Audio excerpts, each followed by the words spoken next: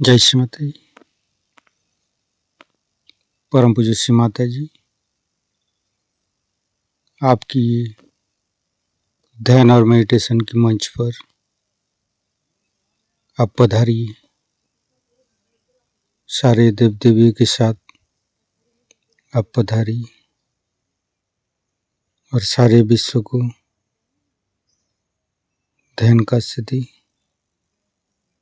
निर्विचारिता का स्थिति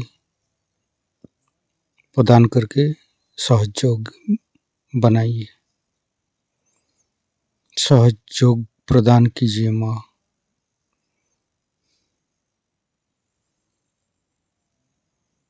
सारे विश्व को सहयोग परिवार आप ही बना सकते हैं माँ।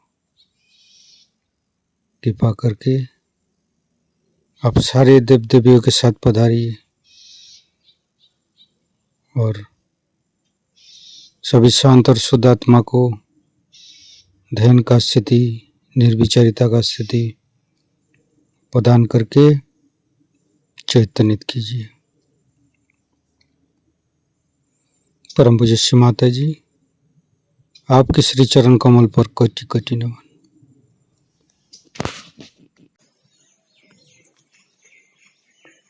कुंडलिनी उठा के बंधन लेंगे।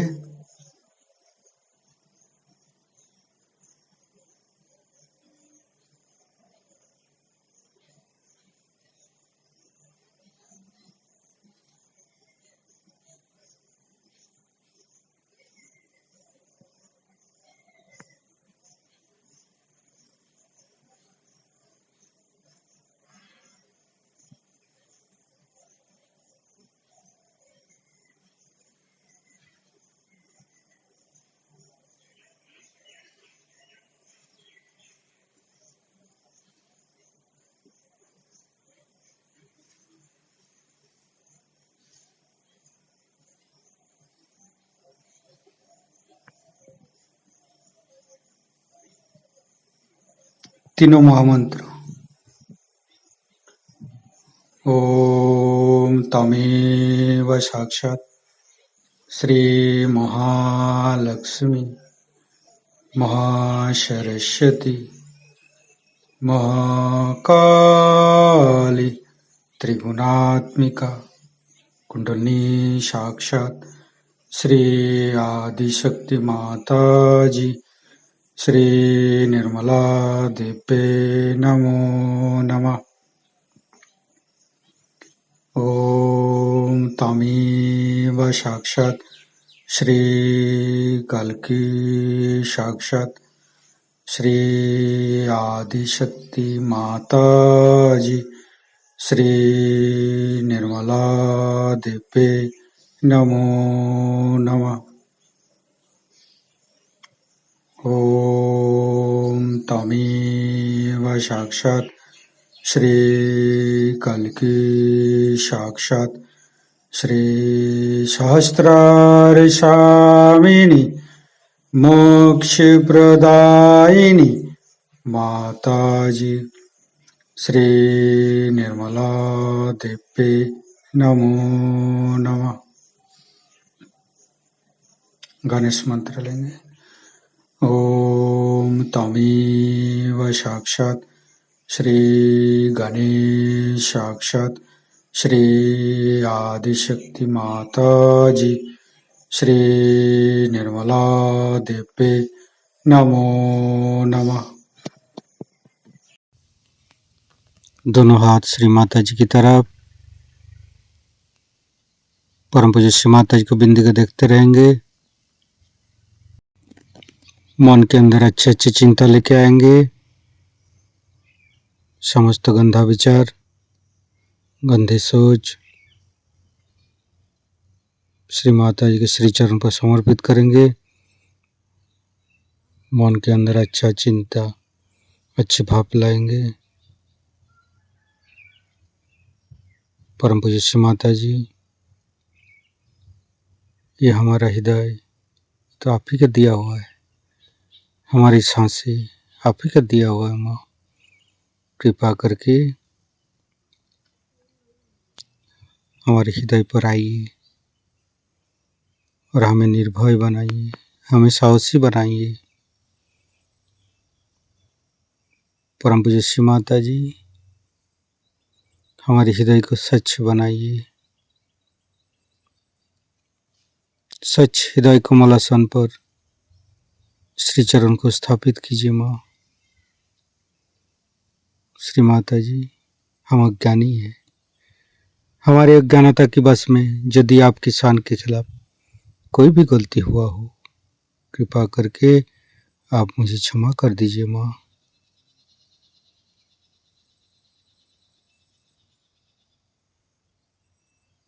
धीरे धीरे चित्त को मूलाधार चक्र पर तीनों मूलाधार को देखेंगे।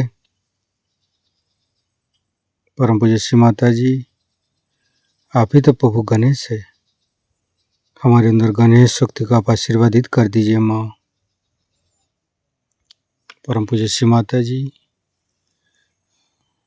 प्रभु गणेश की शक्ति से हमारे तीनों नाड़ी, सातों चक्र, समस्त दोषों को, समस्त रोगों को दूर कीजिए। परम पूज्य श्री माता जी, हम कभी अतीत में चला जाते, कभी भविष्य में चला जाते, कृपा करके अतीत भविष्य को दूर करके हमें वर्तमान में स्थापित कीजिए।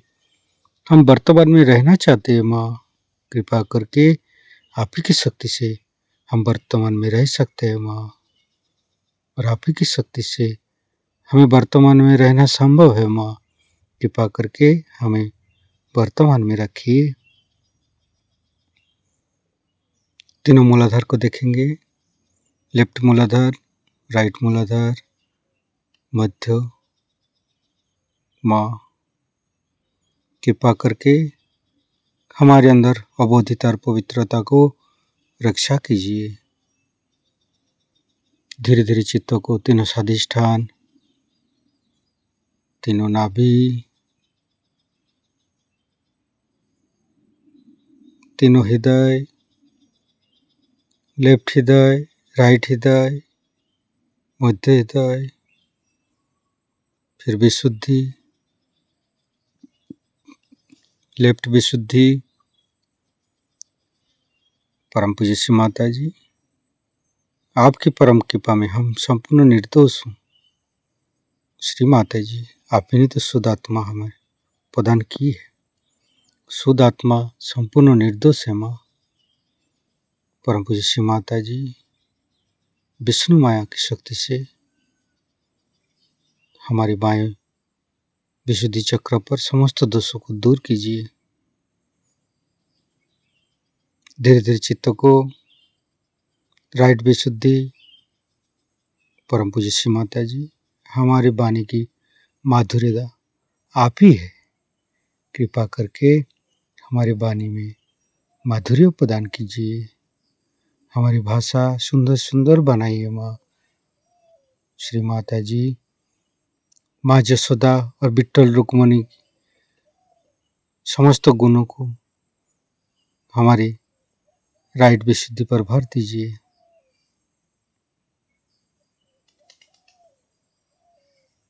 धीरे धीरे चित्त को मध्य विशुद्धि। परम पूज्य श्री माता जी, हमारी विशुद्धि समस्त दोषों को दूर करके चैतन्यित कीजिए। अब राधा कृष्ण की शक्ति हमें प्रदान कीजिए और हमें साक्षी भाव बनाइए। हमारे विशुद्धि चक्र से जुड़ा हुआ है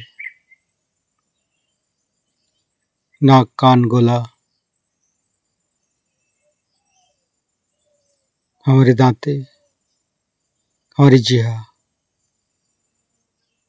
ये सब, हमारी आँखें, सब जुड़ा हुआ है हमारे विशुद्धि चक्र से। कृपा करके हमारे विशुद्धि चक्र के समस्त दोषों को दूर कीजिए। श्री माता जी, कृपा करके अब हमारे विशुद्धि चक्र पर आइए और हमें साक्षी भाव प्रदान कीजिए। संपूर्ण चित्त विशुद्धि चक्र पर, हे प्रभु गणेश, विशुद्धि चक्र पर आके गणेश अथर्वशीर्ष के माध्यम से समस्त दोषों को, समस्त रोगों को दूर कीजिए। संपूर्ण चित्त मध्य विशुद्धि पर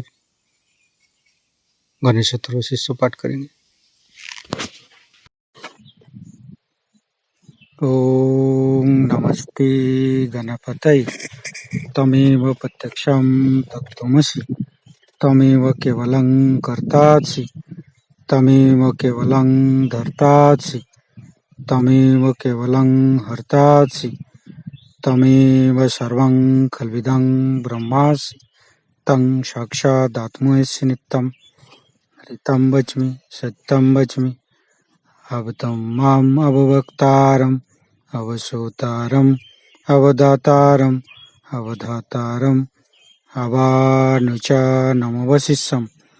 अवपश्चातात् अवपुरस्तात् अवोत्तरातात् अवदक्षिणातात् अवचोदातात् अवधरातात् सर्वतो मां पाहि पाहि समन्त्रात् तं वाङ्मयस्तं चिन्मयो तं आनन्दमयस्तं ब्रह्ममयो स्तं सच्चिदानन्दादित्योऽसि स्तं प्रत्यक्षं ब्रह्मासि स्तं ज्ञानमयो विज्ञानमयोऽसि सर्वं जगदं तत्तो जयते सर्वं जगदं तत्तोत्तिष्ठति सर्वं जगदं त्वयि लयमुच्यते सर्वं जगदं त्वयि पत्येति तं भूमिरापो नालो नीलो नमः स्तं चत्वारि वाक्पदानि स्तं गुणत्रयातीतो स्तं देहत्रयातीतो स्तं कालत्रयातीतो स्तं मूलाधारसितोत्सि नित्यं स्तं शक्तित्रयात्मक स्तं योगिनो ध्यायन्ति नित्यं स्तं ब्रह्मा स्तं विष्णु स्तं रुद्रस्तं इन्द्रस्तं अग्निस्तं वायुस्तं सूर्यस्तं चन्द्रमास्तं ब्रह्मभूर्भुवस्सुरं ज्ञानादिपूर्वमुच्चाय वर्णादि तदनन्तर अनुसारो परतरो अर्धेन्दु उल्लसितं तारेण ऋतं एतत्तव मनुष्यरूपं गकारो पूर्वरूपं अकारो मध्यम रूपं अनुसारो शान्तिरूपं बिन्दु उत्तररूपं नादं संधानं संगीता सन्धि शैषा गणेशविद्या गणकऋषि निश्चित गायत्री छंद गणपतिर्देवता ओं गं गणपतये नमः एकदन्ताय विद्महे वक्रतुण्डाय धीमहि तन्नो दन्ति प्रचोदयात् एकदन्तं चतुर्हस्तं पाशमङ्कुशधारिणं रदं च वरदं हस्ते बिभ्राणं मूषकध्वजं रक्तं लम्बोदरं शूर्पकर्णकं रक्तवाससं रक्तगन्धानुलिप्ताङ्गं रक्तपुष्पे सुपूजितं भक्तानुकम्पिनं देवं जगत्तारणमच्युतम् आविर्भूतं च सृष्ट्यादौ प्रकृते पुरुषोत्तरम् एवं ध्यायन्त्यो नित्यं स योगी योगिनो वर नमो बृहत्पतये नमो गणपतये नमो पमतपतये नमस्ते अस्तु लंबोदराय दन्ताय विघ्ननाशिने शिवसुताय श्री वरदमूर्तये नमो नमः। साक्षात् श्री आदिशक्ति माताजी श्री निर्मला देवी नमो नमः। संपूर्ण चित्त विशुद्धि चक्र पर फिर धीरे धीरे फ्रंट आज्ञा बैक आज्ञा। परम पूज्य श्री माता जी हमारे अंदर अहंकार पति अहंकार को दूर करके हमारी सहस्त्रार को खोल दीजिए। हमारे अंदर ईगो सुपर ईगो को दूर कीजिए माँ। हमारी सहस्त्रार पर विराजमान हुई माँ। परम पूज्य श्री माता जी कृपा करके हमारी सहस्त्रार पर आइए, हमारे तालु भाग में आइए माँ। हमें निर्विचारिता स्थिति प्रदान कीजिए। संपूर्ण चित्त सहस्त्रार पर श्री माता जी का मंत्र लेंगे। ओम तमेव साक्षात श्री कल्की साक्षात श्री सहस्त्रारशामिनी मोक्ष प्रदायिनी माताजी श्री निर्मला देव्य नमो नमः। संपूर्ण चित्त सहस्त्रार पर रखेंगे।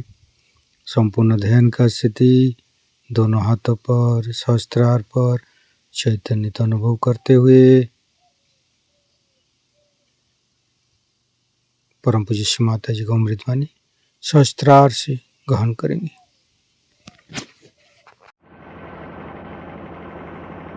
कलकत्ता की आप लोगों की प्रगति देखकर बड़ा आनंद आया और मैं जानती हूँ कि इस शहर में अनेक लोग बड़े गहन साधक हैं। उनको अभी मालूम नहीं है कि ऐसा समय आ गया है जहाँ वो जिसे खोजते हैं उसे पाले।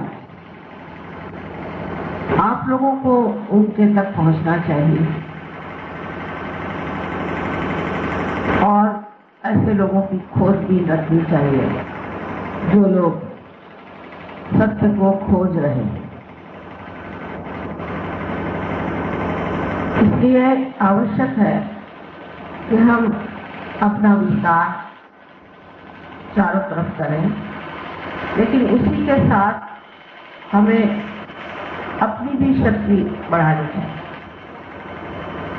अपना भी जीवन परिवर्तित करना चाहिए, अपने जीवन को भी एक अटूट ज्योति जैसे प्रज्वलित करना चाहिए।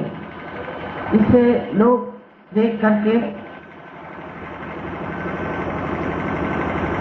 पहचानेंगे कि ये कोई विशेष व्यक्ति, इस व्यक्ति में कोई न कोई विशेष बात है। इतना ही नहीं, किंतु जब आप अपनी शक्ति का उपयोग करेंगे तो लोग यही समझेंगे कि ये लोग सिर्फ बातें नहीं करते हैं, किंतु जो कुछ कहते हैं वो कर भी सकते हैं। इस पर मैं ये कहूँगी कि ध्यान धारणा करना बहुत जरूरी है। कलकत्ता भी एक बड़ा व्यस्त शहर है और इस व्यस्तता में, इस शहर की व्यस्तता में मनुष्य जूझ जाता है, उसको समय कम मिलता है, ये भी बात सत्य है।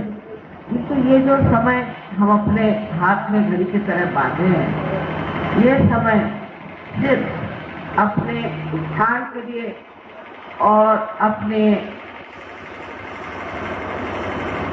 अंदर के प्रगति के लिए है। हमें अंदर की प्रगति का प्राप्त करनी है।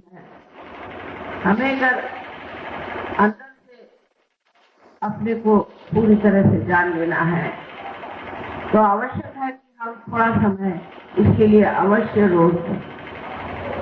जो लोग रोज ध्यान धारणा करते हैं शाम के वक्त और सवेरे थोड़ी देर, उनमें और जो नहीं करते उनमें बहुत अंतर आ जाता है।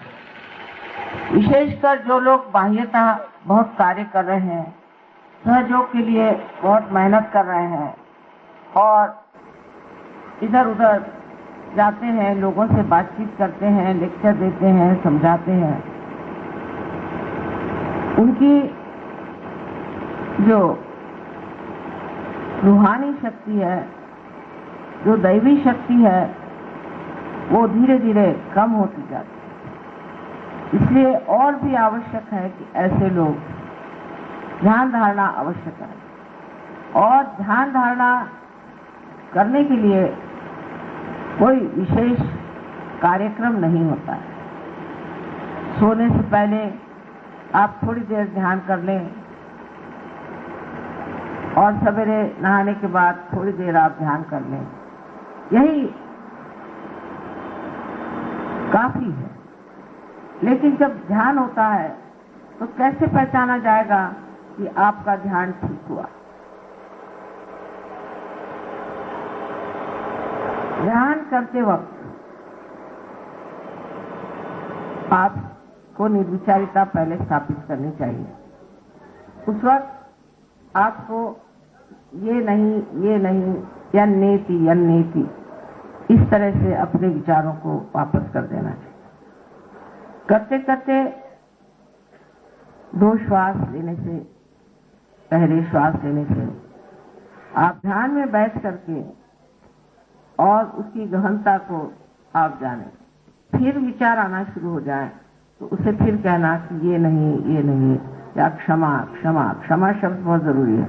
उस शब्द से भी आपके विचार की प्रगति हो सकती है, क्योंकि जब तक शांति नहीं रही तो आपकी अंदरूनी प्रगति किस प्रकार हो सकती है। जबकि समझ लीजिए भूजाल आ रहा हो, भूजाल में किसी वृक्ष की प्रगति नहीं हो सकती, तो उस वक्त मनुष्य जब एक विचारों के भूजाल में फंसा हुआ होता है तब उसकी प्रगति होना असंभव है।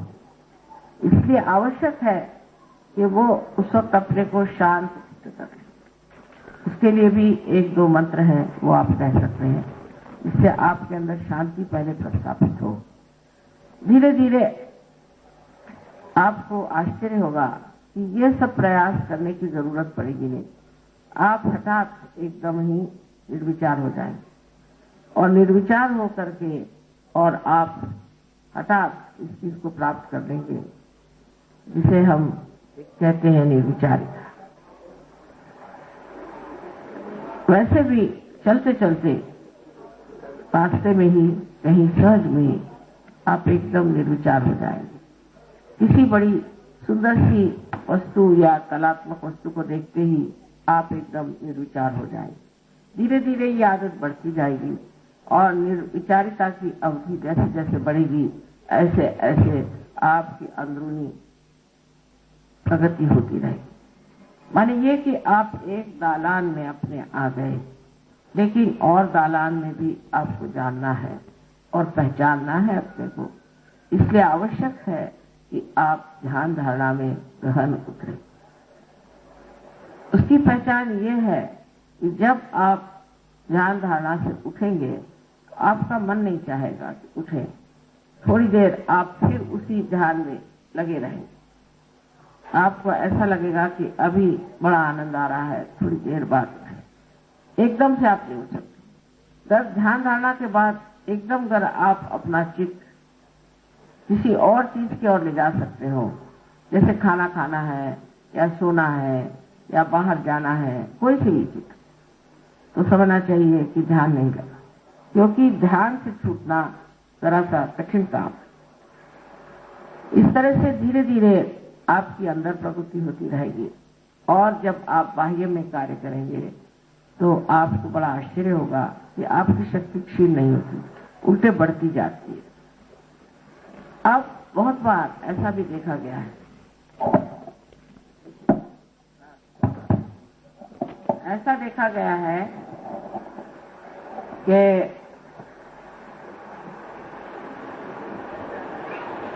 लोग फौरन उसी वक्त पार होने के बाद ही दूसरों को जागृति देना शुरू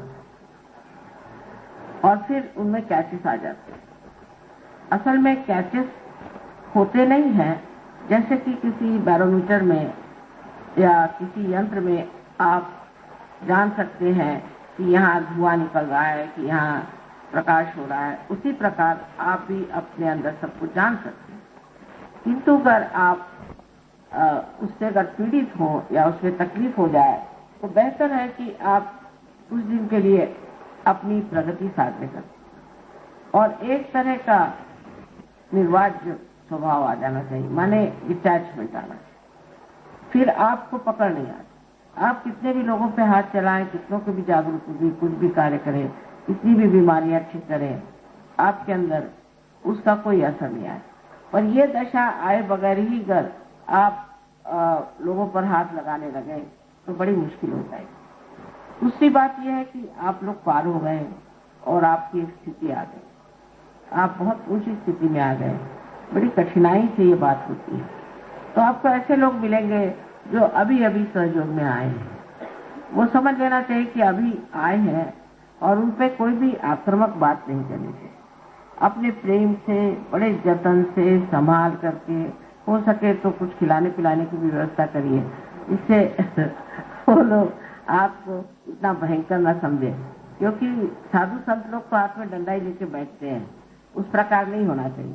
होना चाहिए इस तरह से कि वो अपने को ये सोचे कि हम ऐसी स्थिति में आ गए जहाँ सब हमारे बिल्कुल भाई बहन आप इष्ट हैं, और उससे ही उन लोग जम सकते हैं। और अधिकतर मैंने देखा है कि एक आध दो आदमी ऐसे आ जाते हैं सहयोग में कि जो लोगों को बहुत ज्यादा डिसिप्लिन सिखाए, यहाँ नहीं खड़े हो, वहां नहीं खड़े हो, ऐसा नहीं करने का, वैसा नहीं करने का।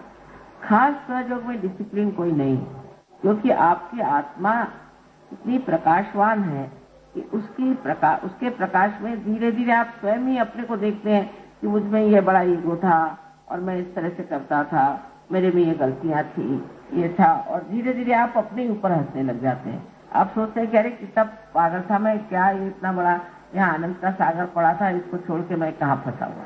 तो धीरे धीरे आपने जैसे अपनी प्रगति को प्राप्त किया, ऐसे वो लोग भी अपने प्रगति को प्राप्त धीरे धीरे कर लेंगे। लेकिन इससे कोई डिसिप्लिन आत्मा का क्या होगा?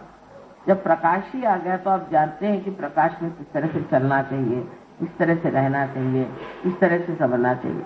और ये प्रकाश आपके व्यवहार पर भी पड़ता है और दूसरों के व्यवहार पर। अधिक आप अपने को जैसे देखते हैं, जैसे कोई प्रतिबिंब सा होगा। आप देखते हैं मुझ में ये खराबी है, वो खराबी है, तो बेकार चीजें से फेंक देना चाहिए। समझ लीजिए अगर इस साड़ी में कहीं अगर दाग लगा है और हमें दिखाई नहीं देता तो हम मानेंगे ही नहीं, पर जैसे ही हमें दिखाई देगा हम चाहेंगे कि इसे साफ कर दें। इसी प्रकार ये जो देखना मात्र है, इसकी व्यवस्था होनी चाहिए। सहयोग में एक स्थिति जिसे हम कहते हैं साक्षी स्वरूपत्व प्राप्त होता है। साक्षी स्वरूपत्व में ये बात है कि आप किसी चीज की ओर देखते मात्र, उसके बारे में सोचते नहीं।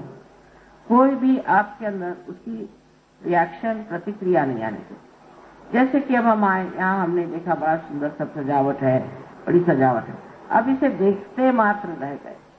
तो जिसने इसे बनाया, जिसने इसे सजाया, उसने जो अपना प्रेम और जो इसमें आनंद डाला है, वो पूरा निराकार आनंद जो कि साकार यहाँ हो गया, फिर से निराकार बन करके, और आपको ऐसा लगेगा कि जैसे कोई गंगा आपके सर से बह रही आनंद, एकदम उसे देखते ही आप प्लावित हो जाए। तो निरंजन देखना माने ये कि किसी चीज की ओर देख करके उससे कोई सी भी प्रतिक्रिया न होना, बगैर किसी प्रतिक्रिया के उसे देखना मात्र, ये सबसे बड़ी आनंददायी चेष्टा है। इससे बढ़ के और कोई आनंददायी चेष्टा नहीं कि आप में कोई भी उसके प्रति लालसा नहीं हो।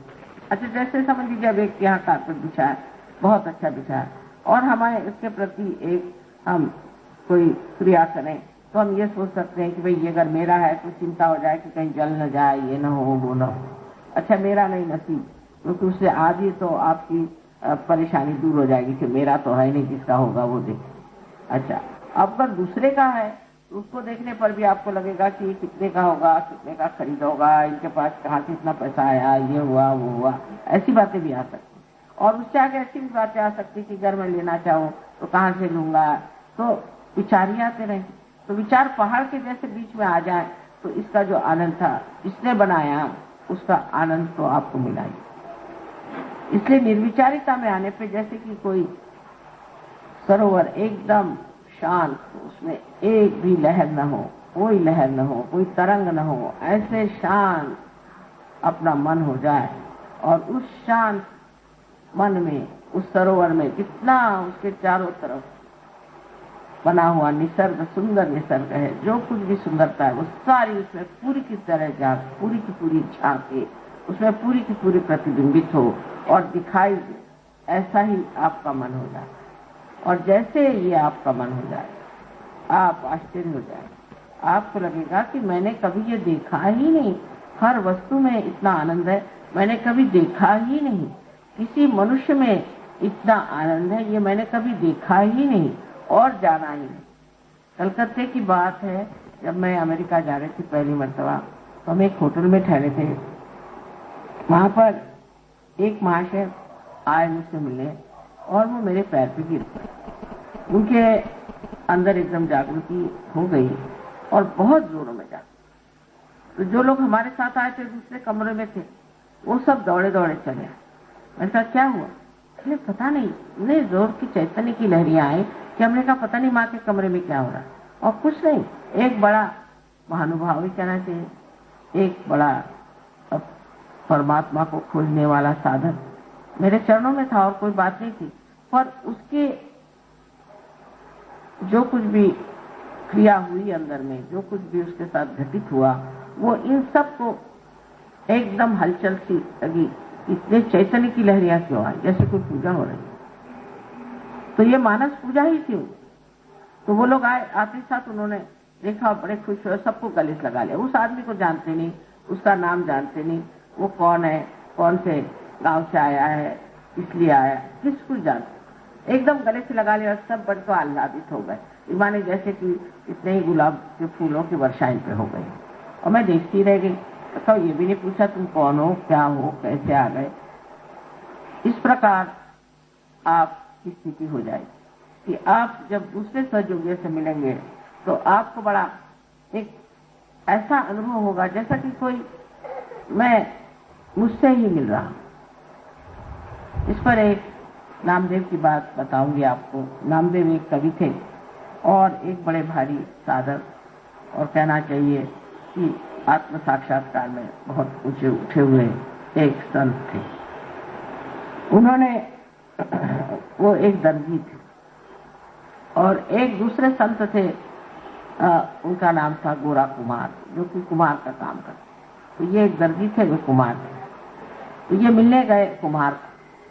तो कुमार साहब मिट्टी अपनी लेकर के उसको पैर से रौंद रहे थे कि उनको कुछ तैयार करना होगा, कोई सामान, उसकी मेहनत हो रही थी। उसके सामने जाते ही एकदम हठात ऐसे खड़े हो गए और देखने लगे। तो गोरा कुमार ने कहा क्या देख रहे हो? पहले मराठी में है कविता, लेकिन कविता का अर्थ यह है कि मैं तो यहाँ निर्गुण देखने आया था, चैतन्य देखने आया था। वो तो सारा निर्गुण साकार हो, सारा निर्गुण साकार हो गया। इस तरह की समझ और इस तरह की सूझबूझ एक संत कोई दूसरे संत के लिए हो सकता। आज तक तो मनुष्य द्वेष, ईर्ष्या इसी में रहता है, लेकिन जब सहयोगी हो जाता है तो उसको दूसरा सहयोगी ऐसा लगता है कि मैंने जो निर्गुण को जानना था वो ये सगुण में खड़ा हुआ, ये निर्गुण है।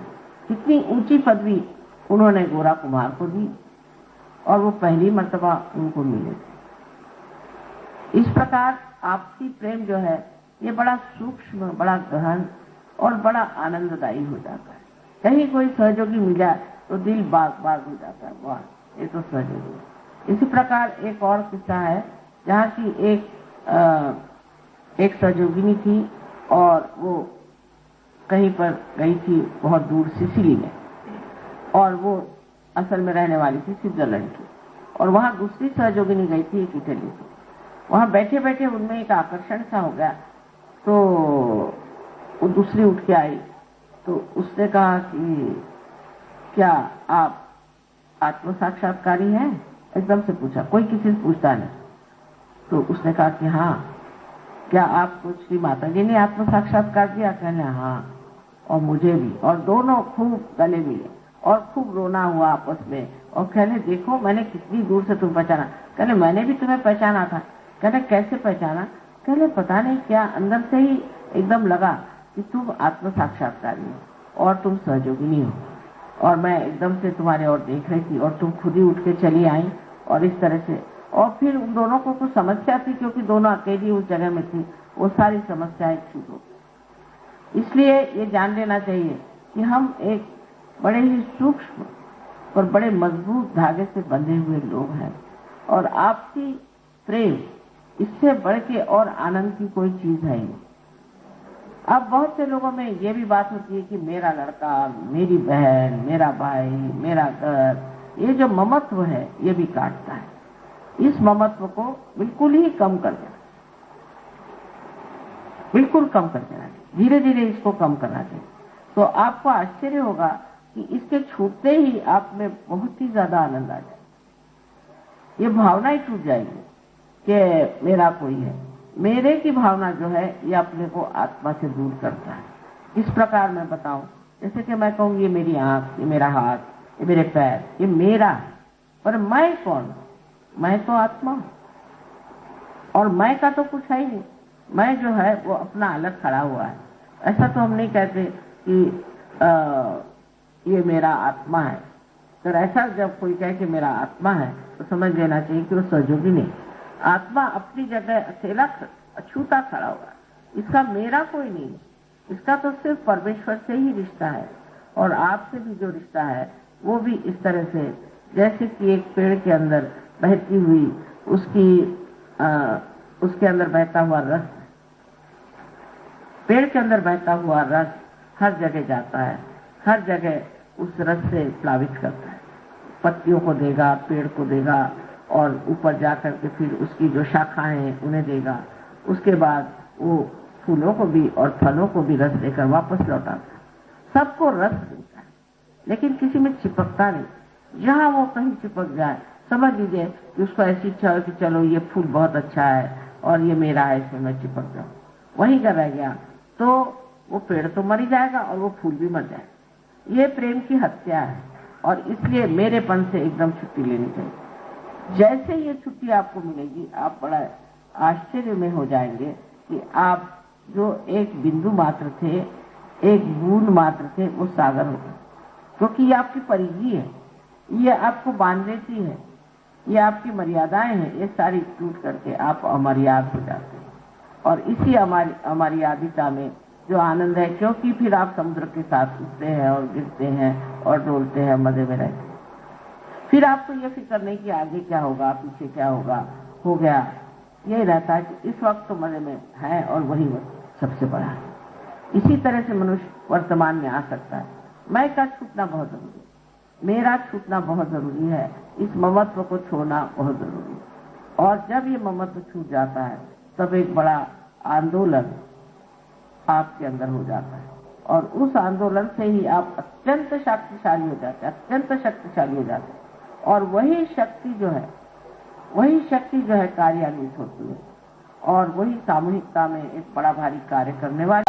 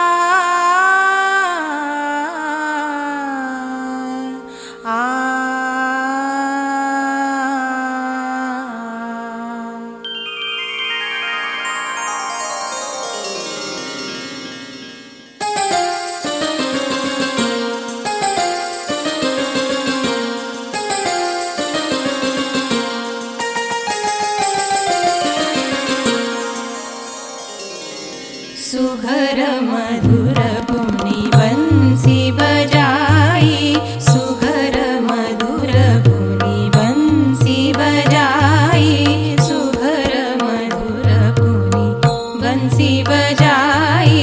धाम काम त्यजी सब सखी आई, धाम काम त्यजी सब सखी आई, सुघर मधुर पुनि बंसी बजाई।